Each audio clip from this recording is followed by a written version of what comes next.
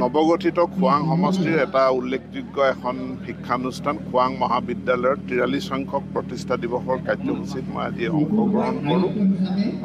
খোৱাং অঞ্চলটো এটা ইয়াত এতিয়া নতুনকৈ সমজিলাৰ আয়ুক্তৰ কাৰ্যালয় প্ৰতিষ্ঠা কৰা হৈছে। খুব বেছি ভিতৰুৱা নহ'লেও পৰিৱেশ সম্পূৰ্ণৰূপে গ্ৰাম্য আৰু এক বৃহৎ গ্ৰাম্য অঞ্চলৰ ছাত্ৰ ছাত্ৰীৰ প্ৰতি মহাবিদ্যালয়খনে সেৱা আগবঢ়াইছে।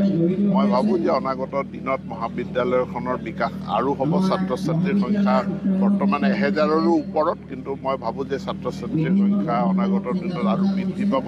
মই আজি আন্তঃগাঁথনিখিনি চাই গৈছোঁ, আন্তঃগাঁথনিৰ উন্নয়নো কৰিব লাগিব আৰু মহাবিদ্যালয়খনৰ অন্যান্য যিখিনি সমস্যা আছে প্ৰিন্সিপালৰ পৰা সেইখিনি তথ্য লাভ কৰি সেইখিনি সমাধান কৰাৰ কাৰণে পদক্ষেপ গ্ৰহণ কৰিম। শিক্ষা বিভাগৰ নিযুক্তিৰ ক্ষেত্ৰত যিহেতু বহু বিদ্যালয় মহাবিদ্যালয় পদ এতিয়াও চলি আছে, নিযুক্তিৰ ক্ষেত্ৰত কিবা পদক্ষেপ বহু নাই। আগতেতো খুব 101টা বছৰত মানে 5টা বছৰত নিযুক্তি নহৈছিল। আমি প্ৰায় 2500 মহাবিদ্যালয়ৰ এছিষ্টেণ্ট প্ৰফেচাৰ আমি নিযুক্তি দিলোঁ।